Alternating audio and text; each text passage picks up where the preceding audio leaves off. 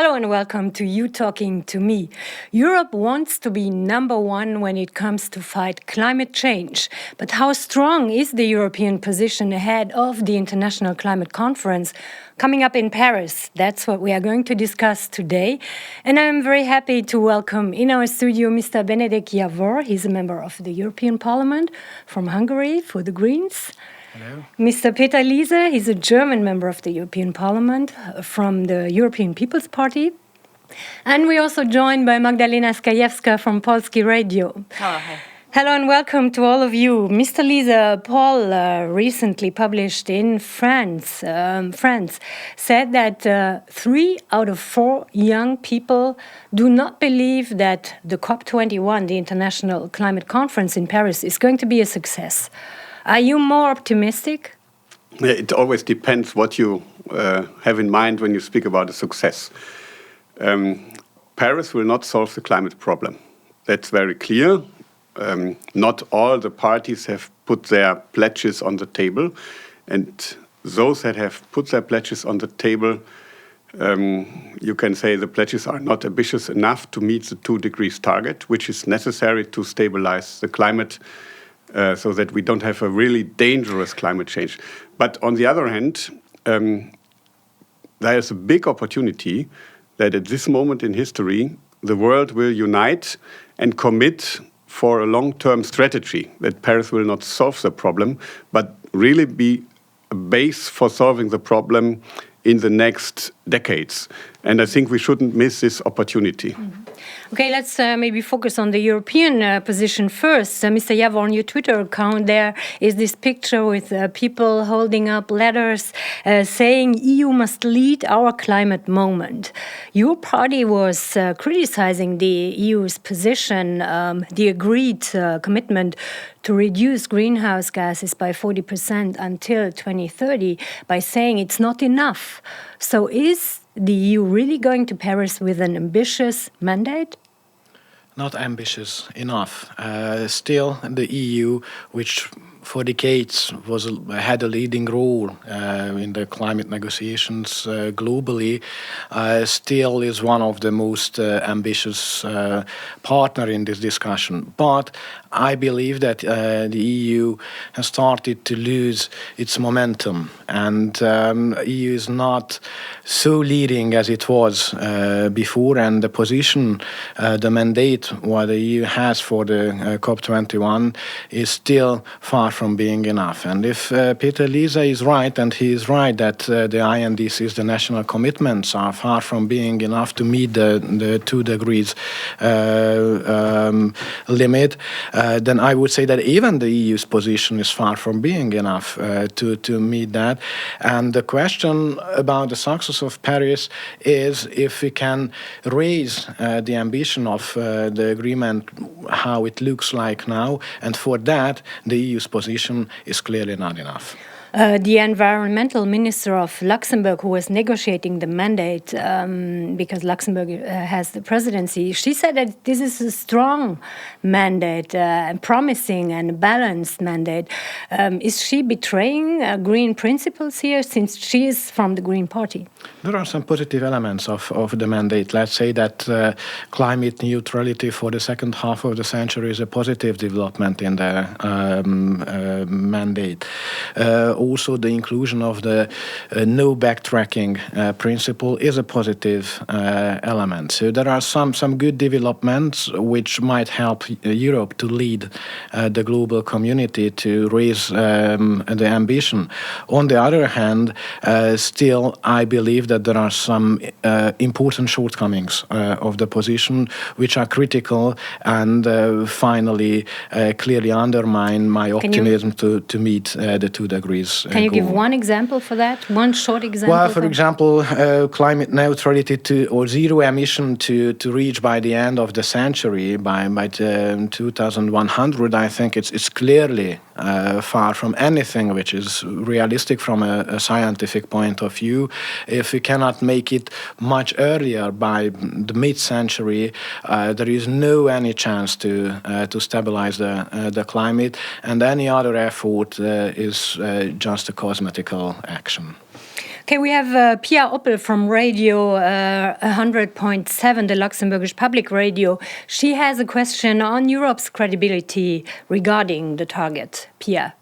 Thank you, Danièle, and hello to everyone. So my question is, EU member states didn't manage to agree on how much each of them wants to contribute to the EU target of a 40% reduction. On the other hand, every other nation on Earth has to indicate their climate goal before the Paris summit.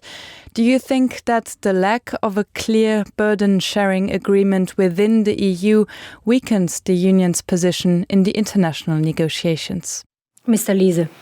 No, I don't think so. At the international level, the EU is the actor. I have attended many conferences, climate conferences and other international conferences on sustainable development, for example, and it's always the EU that speaks. And there is an EU commitment that was very clear, and it is ambitious. You know, I had a chance after the heads of states decision for the at least 40% target to speak to Angela Merkel. And she said, you know, we have to look from 1990 until 2020. It's 30 years.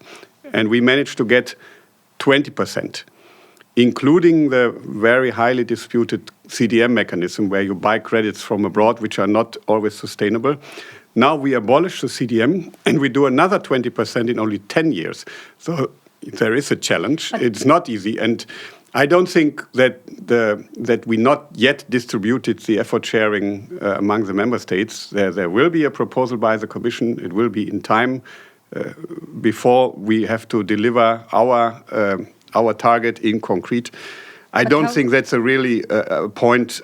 When others want to criticize this, they need to look at the EU target. That's more ambitious than any other target. And also Cristina Figueres from the UNFCCC Secretariat that said some days ago that still the European Union is admired by the rest of the world because we are still very ambitious.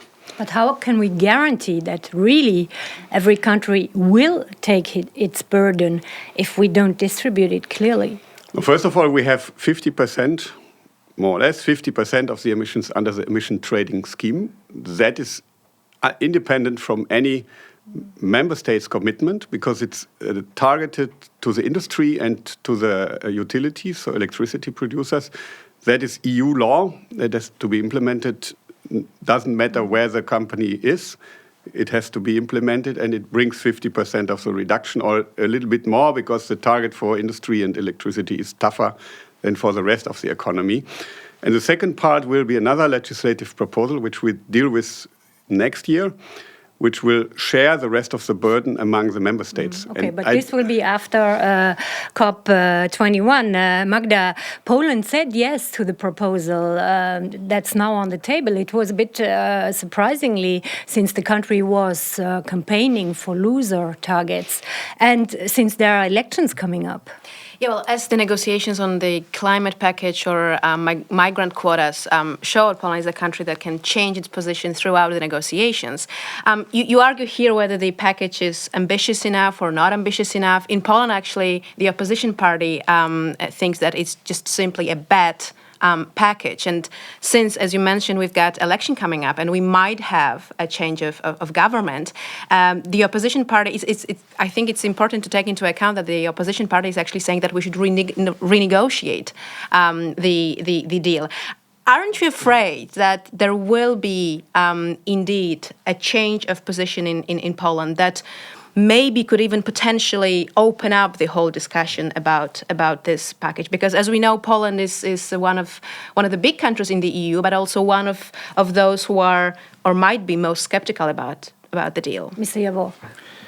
Yes, I think this is a real threat, and not only Poland and the forthcoming elections in Poland, but I'm a bit less optimistic about the future of the burden sharing negotiations within the EU, as last year, the Council conclusions on the 2030 package of the EU clearly showed that there is a very difficult discussion among the member states, and most of the member states, or a high number of the member states, don't want binding national targets and a binding regulation for the burden sharing. And this discussion is still not finished, so it will come back to the agenda, and without even Poland questioning the agreement concerning the mandate. So I'm sure that there will be very difficult and, to be honest, very nasty negotiations between the member states. And this is not only about the emission targets, but also about the renewable and energy efficiency targets, which are much more questioned by the member states than the emission targets themselves. So this is not an easy point, and I'm sure that for the next couple of years, this will be the most difficult discussion, or one of the most difficult discussion among the member states. Mr. Liese, how can you be so confident that EU will take the lead in Paris? No, first of all, the agreement is there, and there's no way of renegotiating it. So I think when the opposition is telling they will renegotiate it, they are fooling the Polish electorate, and the Polish election is still to come. So the opinion polls are good for the Peace and Justice Party, but it's not a given that they will take over power. And I think we also have to look at the treaty. The mandate for Paris was agreed upon by a unanimous vote. And that's why it was important to include everybody. So the lowest common denominator was also a problem.